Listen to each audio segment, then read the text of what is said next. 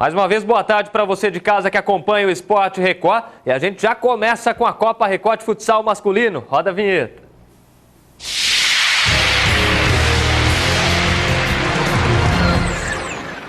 Duas partidas no ginásio da Associação Atlética de Alumínio na noite desta quinta-feira pela Copa Record de Futsal Masculino.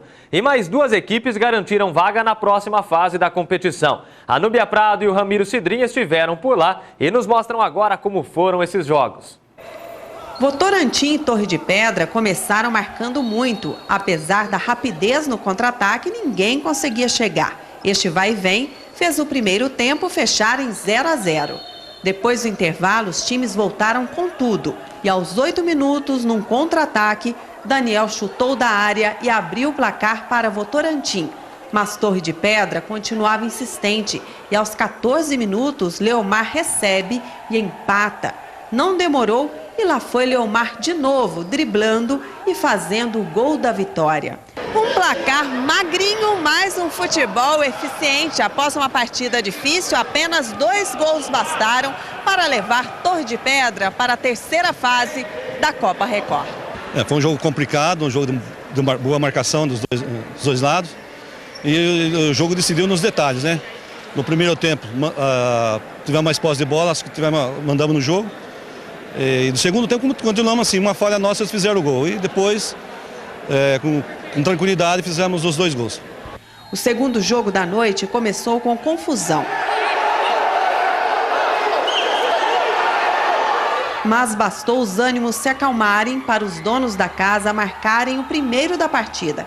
Repare que o goleiro até defendeu o ataque, mas a bola sobrou para Fábio, que não perdeu tempo. Só que Itu revidou. Foi no rebote que Johnny fez. No segundo tempo, Itu voltou ainda mais animado. Peixinho marcou logo nos 2 primeiros minutos.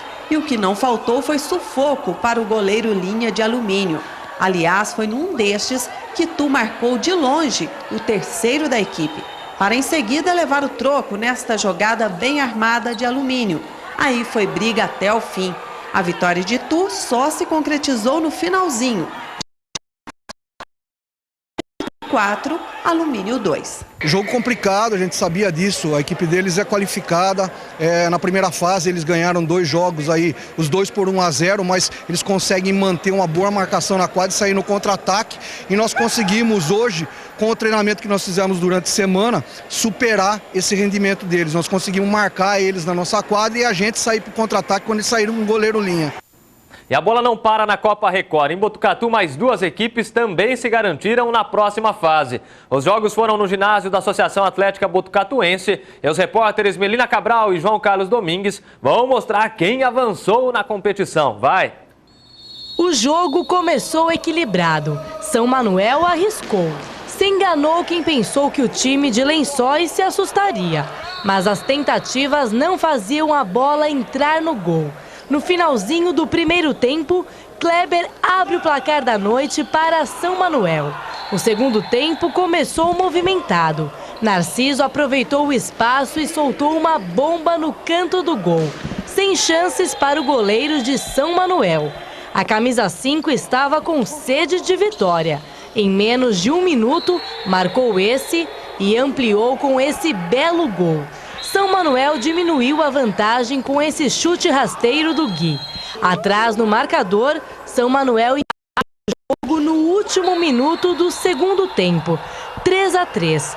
Na prorrogação, Fernando estufa a rede e Narciso faz o gol da vitória para o time de Lençóis. Fim de jogo, Lençóis 5, São Manuel 3. Com a derrota, o time de São Manuel é eliminado da Copa Record de Futsal Masculino. Lençóis segue na competição com 7 pontos. Enfrenta na próxima fase a equipe de Presidente Alves. Não foi do jogo passado contra Presidente Alves que a gente fez uma bela partida lá em P. Alves. Ganhamos de 3-2 e hoje deixou um pouco a equipe cair. Mas com o professor pedindo técnico e posicionando a equipe, no segundo tempo melhorou e a gente conseguiu virar o placar. E no finalzinho, uma bobeira, a gente deixou empatar, mas com garra depois voltamos e conseguimos uma vitória. A participação foi boa, a gente lutou até o final, né? A gente podia ter matado o jogo no começo, no primeiro tempo hoje, mas infelizmente não deu certo e depois com duas falhas de marcação nossa, a gente tomou o empate, a virada. Aí depois tentamos correr atrás, aí infelizmente não deu.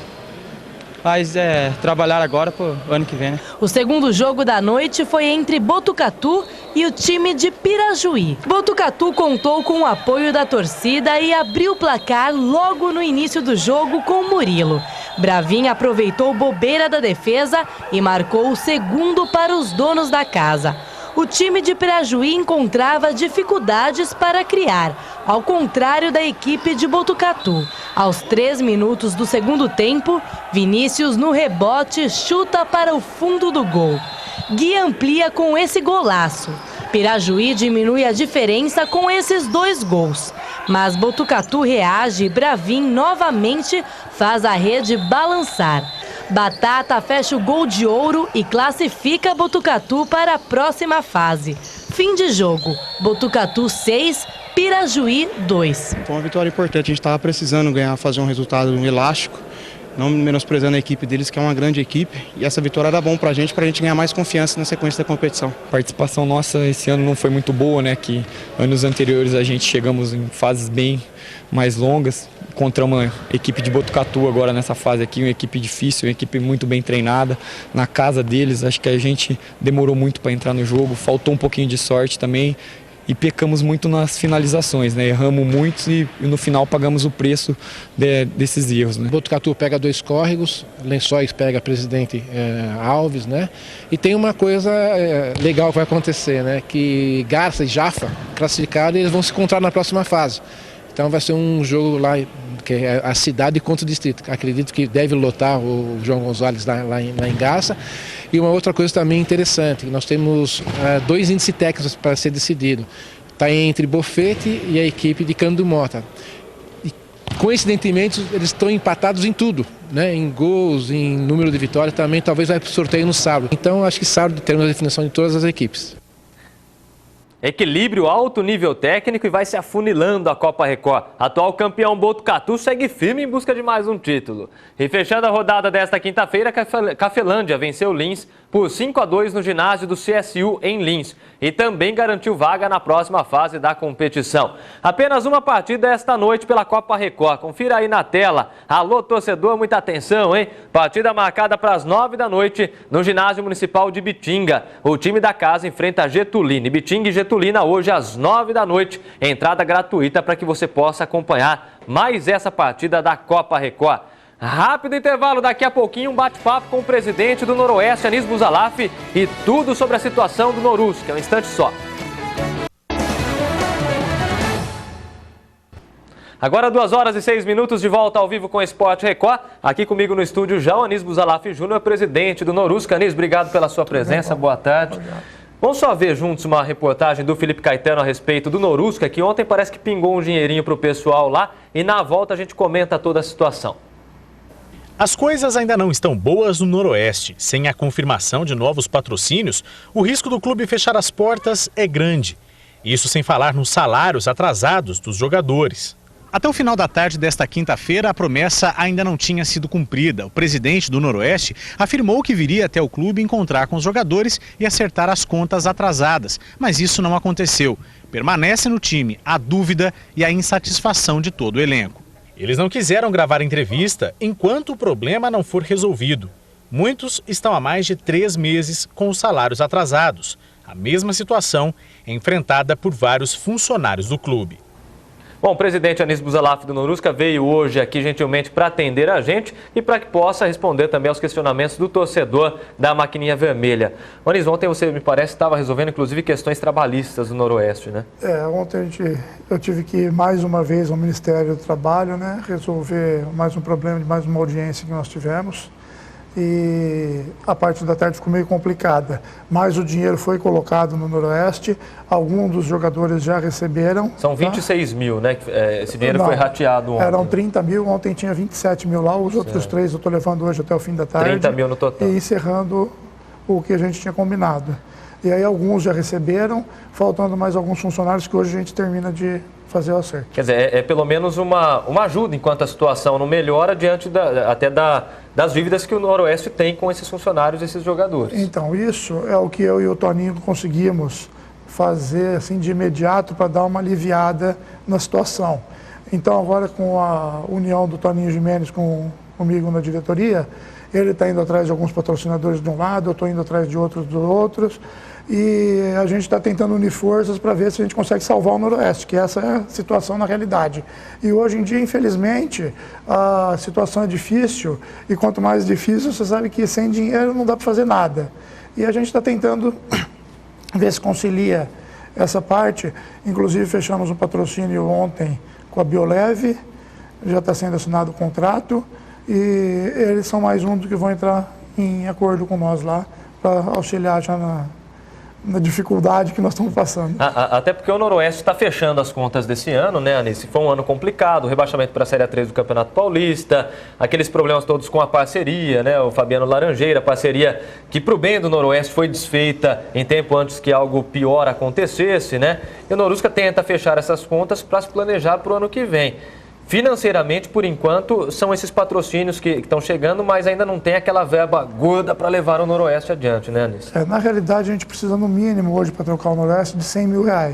Então, o caso da parceria com o Fabiano, a gente fez uma tentativa. Na realidade, já sabíamos que era... Ele seria um captador de recursos, que a gente ia ter dificuldades.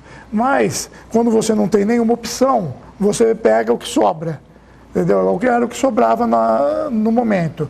Então, nós fomos atrás de tentar viabilizar essa parceria, mas infelizmente não teve jeito. Onis, para a gente, então, salientar aí para o torcedor, vocês estão buscando parceiros, inclusive o Toninho Gimenez, que já esteve na direção, no conselho também, está colaborando no Noroestino Roxo, foi para Curitiba, conversou com a operadora de TV a cabo lá que está atuando na cidade, está buscando patrocínios. De concreto, por enquanto, não tem nada, mas existem várias possibilidades em aberto. Temos várias conversações, temos vários contatos que foram feitos. Eu estive em São Paulo e no Rio de Janeiro esse final de semana, tenho vários contatos feitos com os cartões aqui, todos com tudo mãos, que a gente pode cartão conseguir. Cartão de empresa, cartão de político, de tudo tem de quanto tudo é jeito, entendeu? Então nós estamos que nem uma metralhadora automática, disparando para tudo quanto é lado para ver se a gente consegue acertar alguma coisa e trazer a verba que o Noroeste necessita para sobreviver. Anísio, muito obrigado mais uma vez pela sua presença. O espaço está sempre aberto aqui. Muito obrigado. Anísio Busalaf, presidente do Norusca, esclarecendo um pouco. A situação segue complicada, mas vale torcer, né? Vale a esperança do torcedor para o futuro da maquininha vermelha. Pessoal, um rápido intervalo. Daqui a pouquinho, o Campeonato Paulista de Basquete Masculino. O Bauru Basquete perdeu e a Liga Sorocabana ganhou na noite de ontem. Até já.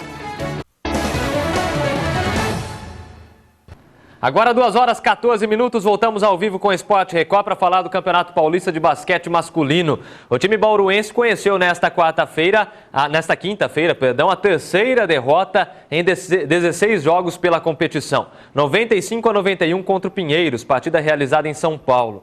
O destaque de Bauru no jogo foi o Larry Taylor com um triplo-duplo. Fazia tempo que não tinha por aqui, hein? 17 pontos, 12 assistências e 11 rebotes. Foi muito bem o Larry. O Bauru Basquete está em terceiro lugar, 2 pontos atrás do líder São José, mas com um jogo a menos, né? O Bauru Basquete teve uma partida adiada contra o Palmeiras, que será realizada agora no início do mês de outubro, e por isso caiu aí para a terceira colocação. Falando em Mogi das Cruzes, né, que é o próximo adversário do Bauru Basquete, amanhã, jogando lá em Mogi das Cruzes, o time enfrentou ontem a Liga Sorocabana e não teve chances. O placar foi de 77-72 para o time de Sorocaba, que contou com um grande apoio da torcida. O Schneider, com 16 pontos, foi o cestinha da Liga Sorocabana nessa partida. A equipe ocupa agora a 5ª colocação com 26 pontos, atrás justamente do time de Mogi das Cruzes. Então, amanhã tem Bauru Basquete e Mogi das Cruzes, e o time de Sorocaba joga no ginásio Alberto Moreira, recebe o time de Limeira. Boa sorte para o Bauru Basquete, para a Liga Sorocabana. A gente fica por aqui. Valeu, pessoal. Amanhã, 2h da tarde, em ponto. Logo depois do Balanço Geral, tem mais Sport Record e eu espero você, hein? Até lá.